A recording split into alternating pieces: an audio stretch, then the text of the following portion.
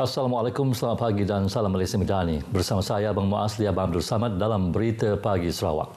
Program Jelajah Gunting Rambut Percuma kembali ke sekolah menyasarkan lebih 400 pelajar sekolah di sekitar Dun Semop. Program yang diadakan Saban tahun ini dianjurkan bersama oleh Pusat Khidmat Adun Semop, Seberkas Cawangan Semop dan Pemuda PBB Semop yang dilaksanakan selama 3 hari bermula 27 hingga 29 Disember 2023. Mengulas mengenai program tersebut, Timbalan Menteri di Jabatan Premier Sarawak Hal Ehwal Korporat Penerangan dan UKAS yang juga Adun Semop, Datuk Abdullah Saidul berkata, aktiviti tahunan semasa cuti sekolah ini merupakan hasil kerjasama antara pihak Pusat Khidmat Adun Semop, Seberkas Cawangan Semop serta Pemuda PBB Semop. Antara matlamat pelaksanaan program tersebut adalah bagi membantu ibu bapa menjimatkan kos dan masa untuk menggunting rambut anak-anak mereka bagi memulakan sesi persekolahan setelah cuti sekolah tamat.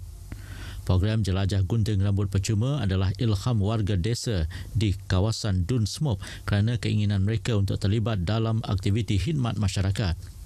Seramai 13 tukang gunting mahir daripada belia Seberkas dan Pemuda PBB Semop melakukan kerja menggunting rambut secara serentak di 21 destinasi seperti Dewan Masyarakat, Balai Raya dan Rumah Panjang selama 3 jam di setiap lokasi.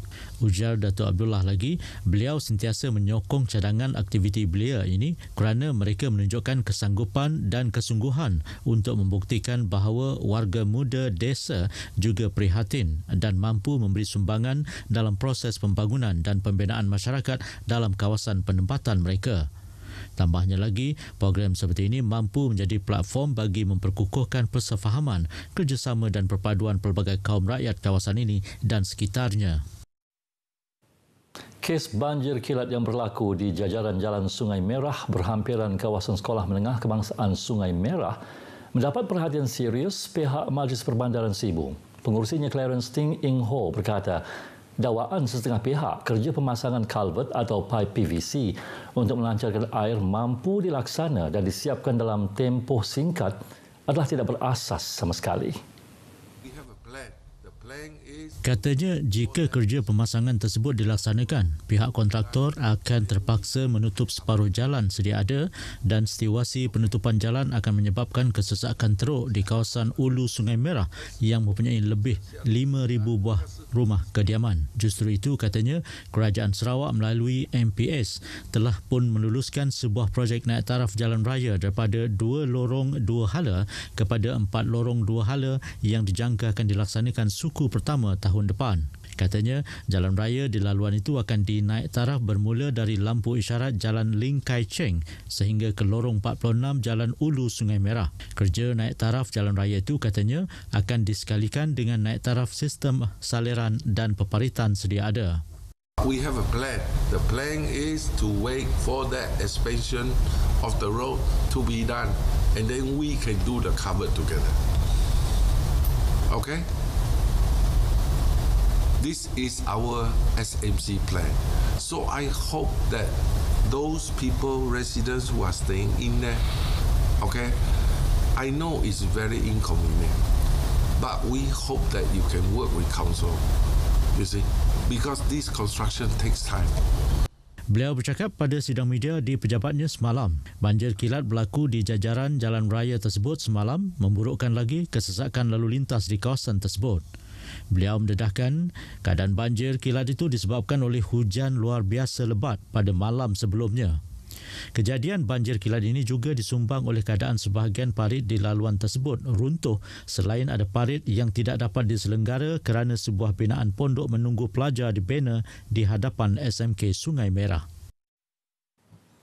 Bahagian siasatan dan penguatkuasaan trafik, Ibu Pejabat Polis Daerah Kuching akan melaksanakan lencongan dan tapisan keselamatan di persimpangan Damai Golf and Country Club Kuching bermula 12.30 hari ini hingga Sabtu. Menurut pemangku Ketua Polis Daerah Kuching, Superintendent Merbin Lisa, orang ramai yang datang untuk ke konsert Borneo Sa X Indo digalakkan untuk menggunakan perkhidmatan bas yang telah disediakan penganjur dari hotel ke kampung budaya bermula pukul 11 pagi. Hanya kenderaan yang mempunyai pas dibenarkan masuk ke lokasi, manakala selebihnya mengikut kebenaran anggota polis yang bertugas, termasuk bagi mengelak double parking. Konsert Borneo SAR X Indo akan diadakan pada 29 hingga 30 Disember bermula pukul 6 petang bertempat di Kampung Budaya Kuching, Sarawak. Sebarang pertanyaan lanjut boleh menghubungi bahagian siasatan dan penguatkuasaan trafik daerah Kuching di talian 082 259 900. Sukan Sarawak Suksar edisi ketiga SIBU 2023 yang akan diadakan di SIBU pada 15 hingga 18 Januari tahun depan bakal menghimpunkan seramai 1,365 atlet dari semua bahagian di Sarawak iaitu Zon Selatan, Barat, Utara dan Tengah. Kontijen Zon Utara yang meliputi Miri, Limbang dan Bintulu berhasrat untuk tampil sebagai juara bagi Tamasya Sukan Sarawak Suksar edisi ketiga yang bakal berlangsung pada 15 hingga 18 Januari 2024 depan di SIBU.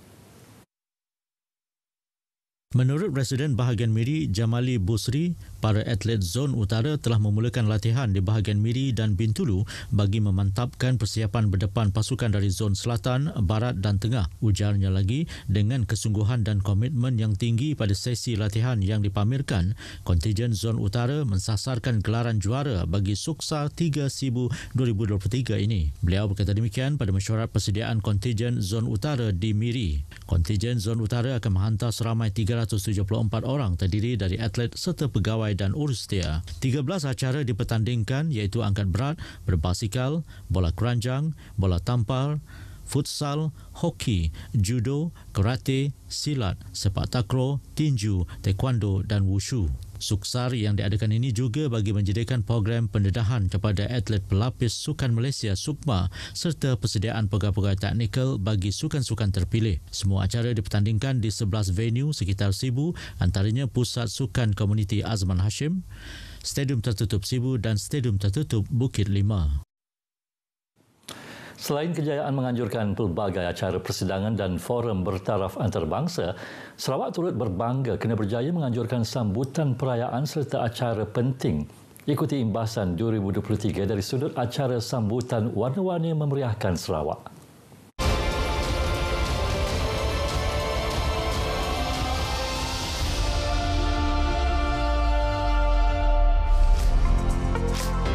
Antaranya, Majlis Makan Malam bersempena perayaan Gawai Dayak peringkat negeri Sarawak di Pusat Konvensyen Borneo Kuching pada 7 Jun.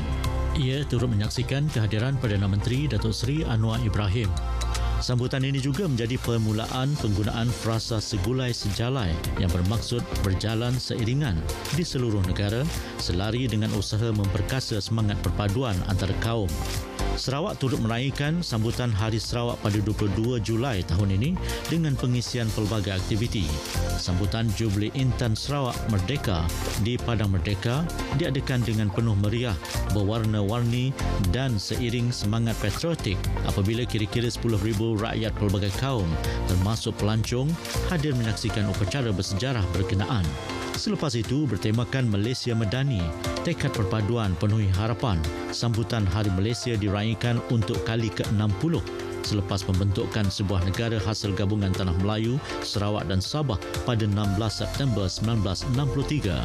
Mengakhiri tahun 2023, diadakan perarakan Hari Krismas Bandaraya Miri ke-14 pada 3 Disember di Dataran Kipas Miri yang disertai kira-kira 40,000 penganut Kristian daripada 14 gereja daripada pelbagai denominasi.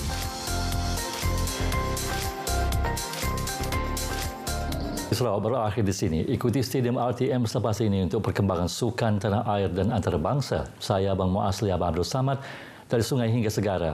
Palestin pasti merdeka.